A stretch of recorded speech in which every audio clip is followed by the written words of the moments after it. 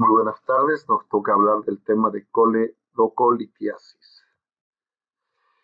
¿A qué llamamos la coledocolitiasis? La obstrucción de la vía biliar por un cálculo en el coledo. O sea, la presencia de cálculo en el coledo es la coledocolitiasis.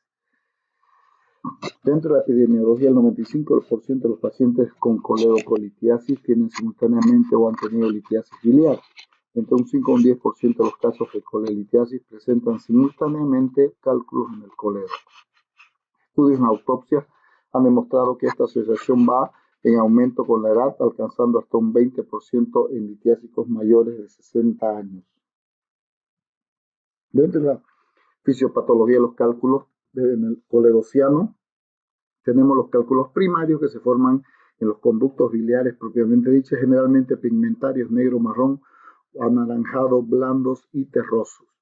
Los cálculos secundarios se producen en la vesícula biliar y migran ya por el cístico a través de una fístula o a través de una fístula biliobiliar hacia la vía biliar principal, o sea, al coledo. Generalmente son de colesterol. Y hay cálculos retenidos, o sea, que no han sido detectados durante la colecistectomía y son encontrados más tarde, que se llama también litiasis residual. Las consecuencias fisiopatológicas nos va a producir sobre todo una obstrucción, lo cual nos lleva a una éstasis de la bilis a nivel de la vía biliar principal, produciendo una infección que es la colangitis, ¿ya? La colangitis es la infección de las vías biliares y cuadros sépticos graves.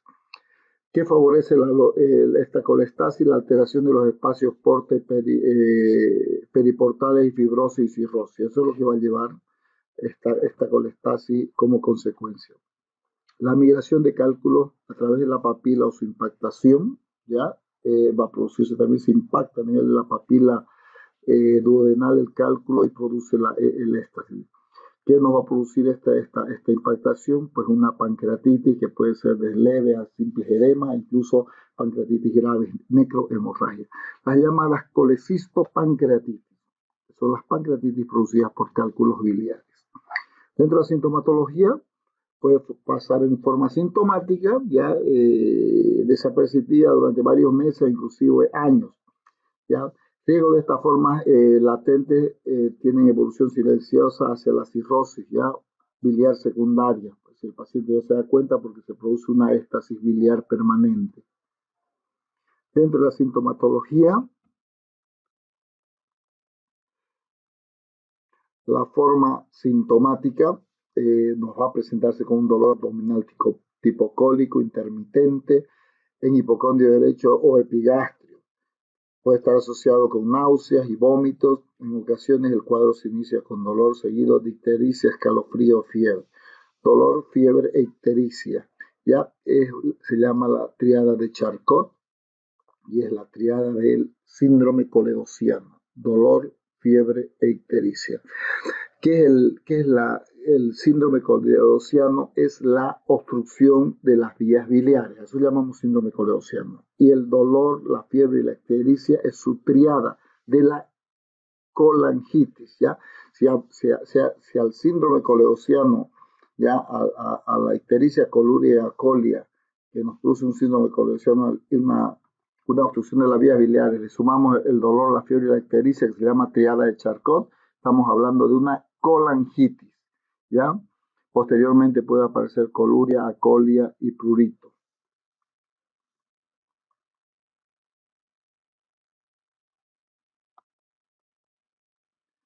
Dentro del laboratorio, los diagnósticos que podemos ver en el laboratorio, ya que nos va a dar, puede darnos un hemograma infeccioso cuando ya hay una colangitis.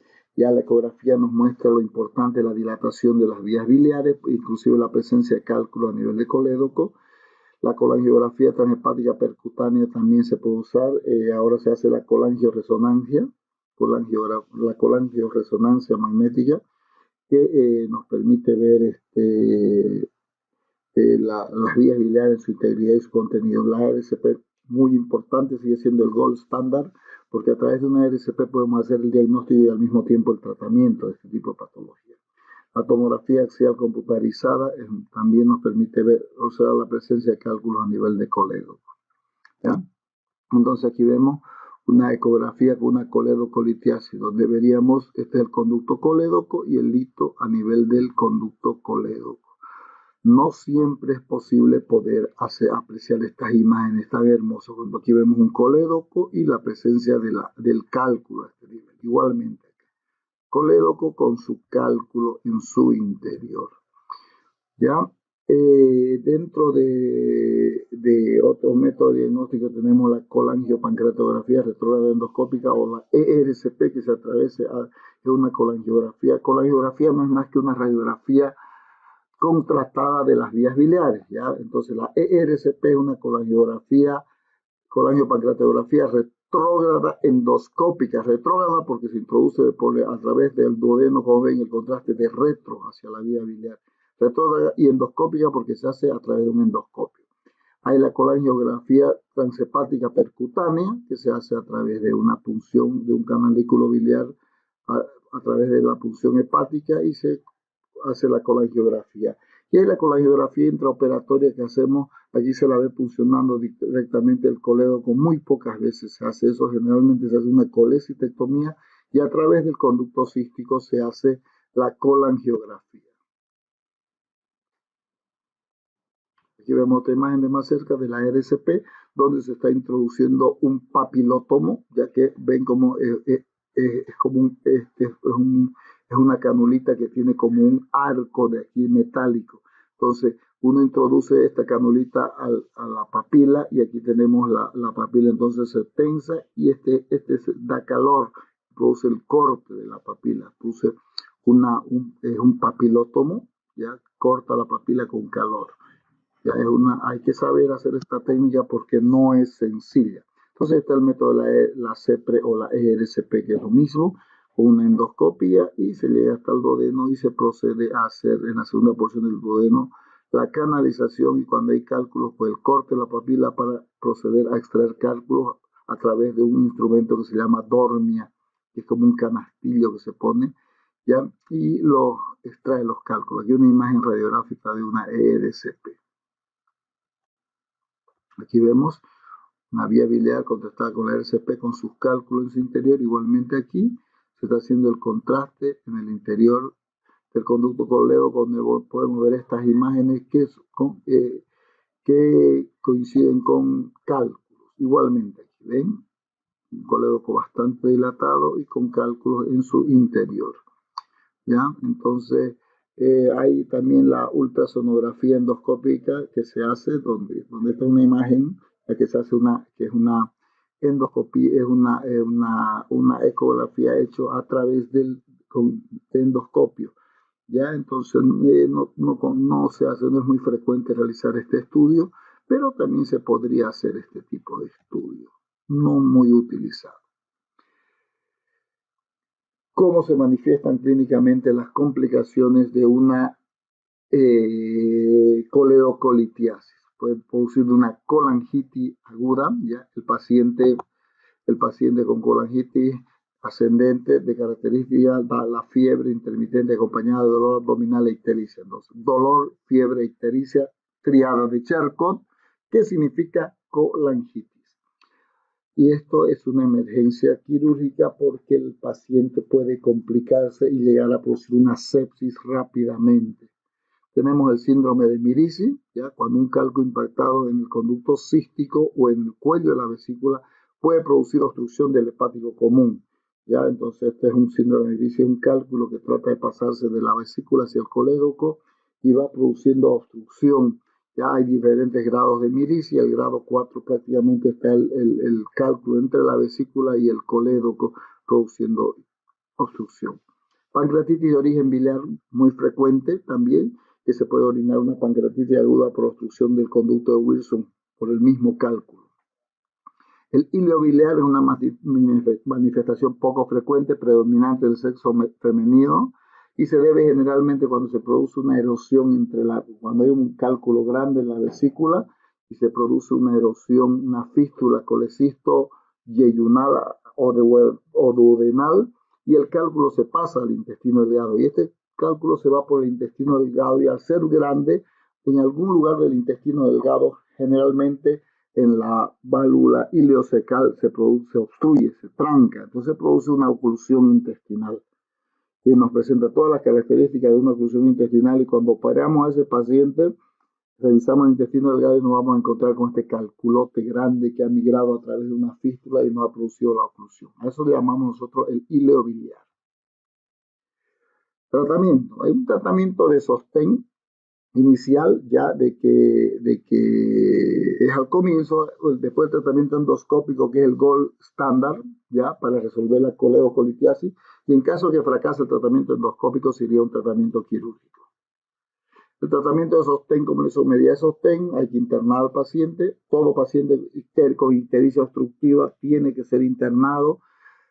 No se le da nada por vía oral, hidratación del paciente, hay que usar antibióticos, cefalosporina de tercera generación, se puede usar antiespasmódicos horarios, antiinflamatorios, en goteo inclusive. Se hace la ecografía abdominal, se ve el estado en que se encuentra el colédoco, ya se hace laboratorio, hemograma, glicemia, urea, creatinina, coagulograma, hepatograma, bilirrubina, fosfatasa alcalina, ya control de signos vitales y se tiene que preparar a este paciente para realizar un tratamiento endoscópico, una ERCP, que es el tratamiento ideal, ¿ya? Entonces ahí viene la ERCP, lo cual se prepara al paciente, se le hace la ERCP, donde se le va a hacer la papilotomía, se hace la exploración con canastilla del conducto colédoco, ¿ya? Y se extrae el cálculo. En caso de que este tratamiento fracase y no se pueda realizar, entonces sí se tiene que hacer un tratamiento quirúrgico, se tiene que hacer una colecistectomía más una colangiografía intraoperatoria, ¿ya? Entonces, una vez estamos dentro de la cirugía, el cálculo, a través de se corta el colédoco, una coledocotomía y se hace la extrusión del cálculo con unas pinzas especiales que se llaman pinzas de Randall y posteriormente no se puede suturar el colédoco, no es conveniente porque hay riesgo de traer muchos problemas, lo cual se tiene que dar un tubo en T, llamado también tubo de Kerr, ¿ya? Hans Kerr creó este tubo, ¿ya? Y se deja en la vía biliar para posteriormente, después de 3 semanas más o menos, retirarlo. ¿Ya? Y aquí vemos, se ha hecho una coledocotomía y aquí se ha dejado un tubo en T. Este es el famoso tubo de Kerr. Esta es una colangiografía posoperatoria a través de este tubo. Después de 3 semanas se hace una colangiografía de control para ver si hay un buen pasaje. Aquí vemos que el colédoco está expedito y hay un buen pasaje a duodeno, que sería esta imagen de acá, el duodeno. Entonces, cuando tenemos esta imagen, es que nos da la vía libre para poder retirar ese tubo de Kerr. Antes hay que hacer un pinzamiento, unas 24 o 48 horas pinzado. Si no hay ningún problema, se lo retira. Dentro de indicaciones, cuando uno entra a una cirugía y vemos una vía biliar, cuando decimos que se haría una coledocotomía absoluta, o sea, tendríamos que abrir el colédoco con esa cirugía, cuando hacemos la colecistectomía y palpamos el colédoco y sentimos que hay cálculo adentro del colédoco. No hay vuelta, hay que hacer una coledocotomía. Cálculos que en eco, por RCP, por CPT, ya, o por colangiografía intraoperatoria lo hemos detectado y no lo hemos podido retirar, entonces hay que retirarlo a través de una coledocotomía. Paciente con antecedentes de ictericia, ya, obstructiva, y paciente con colangitis también. Paciente con ictericia obstructiva y con colangitis sí se tiene que hacer una coledocotomía intraoperatoria cuando no se cuenta con los demás equipos para poder hacer un diagnóstico. Y cuando hacemos la coledocotomía relativa, cuando podemos mostrar un conducto biliar dilatado, cálculos pequeños en vesícula o cístico ancho, aspiración de bilis oscura, vesícula escleroatrófica, en caso de duda, ya cuando no tenemos acceso endoscópico o con las geografías intraoperatorias y tenemos la sospecha de que tenemos cálculos en colédoco. ¿Cuál es el objetivo de la sonda T o Kerr o tubo de Kerr? ¿Ya? Los objetivos principales son drenar la bilis, o sea, descomprimirla, evitar que esa bilis se vuelva tensa, porque si esa bilis se vuelve tensa y nosotros hemos hecho puntos en ese colédoco se vuelve tenso, puede filtrar y fugar a través de los puntos que hemos hecho. Por eso se deja el tubo de Kerr. Control radiológico postoperatorio también nos ayuda. Eventual tratamiento percutáneo de la litiasis residual del colédoco en caso de que haya una litiasis residual. Y además nos ayuda como un tutor en la vía biliar para evitar la estrechez cicatrizal de la vía biliar que nos podría producir el haber hecho puntos en esa vía biliar. Entonces, son datos muy importantes que nos ayudan a sostener y apoyar la utilización del tubo de Kerr. Requisitos para retirar el tubo de Kerr: tener una colangiografía, como le mostré, una colangiografía normal, donde no haya ningún cálculo, haya un buen pasaje de bilis. Ya, el estudio, hay que hacerle el estudio al paciente y el tiempo que tiene que quedar entre 14 a 21 días mínimo el paciente con su tubo de Kerr. Aquí vemos una ERCP haciendo una extracción transcística de cálculo. Bueno, este es el conducto cístico, ahí está el orificio del conducto cístico, y a través de con esta dormio canastilla se está introduciendo el conducto cístico y se está haciendo la extracción de cálculo. A veces se puede hacer inclusive con pinzas Randall, que son conductos císticos bastante anchos, y se lo puede hacer. Esta es una papilotomía endoscópica, como ven ahí está la papila, se introduce el papilótomo y se corta.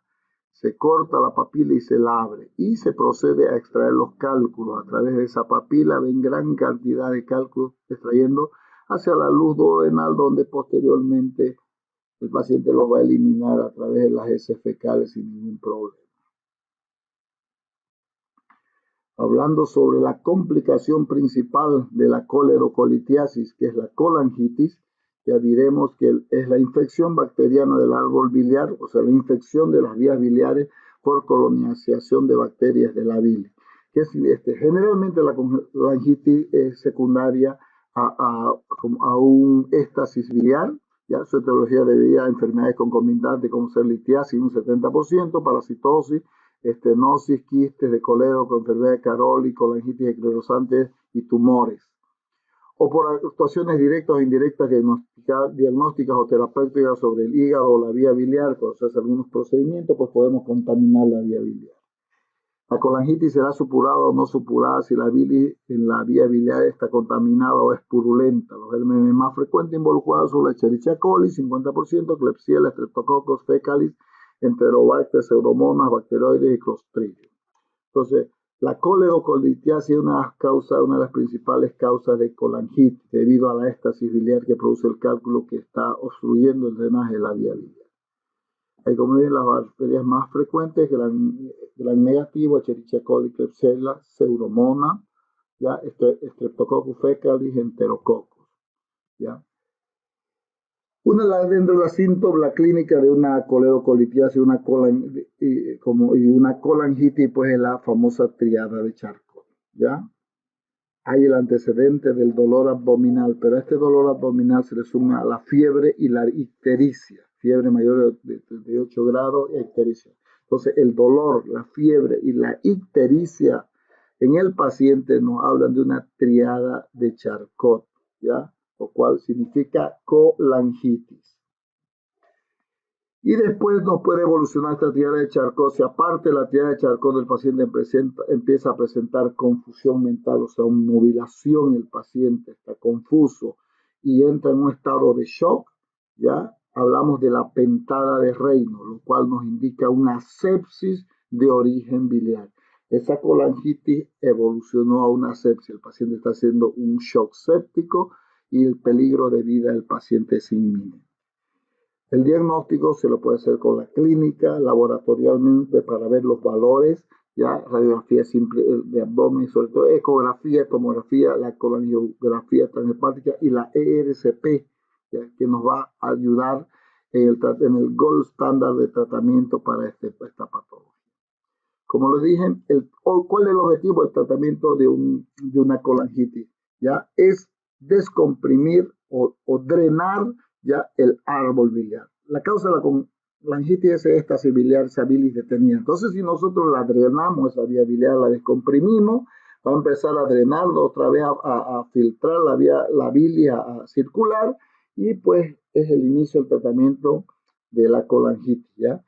el método debe ajustarse a las situaciones clínicas individuales. El gold estándar de tratamiento para descomprimir o drenar una vía biliar es la ERCP.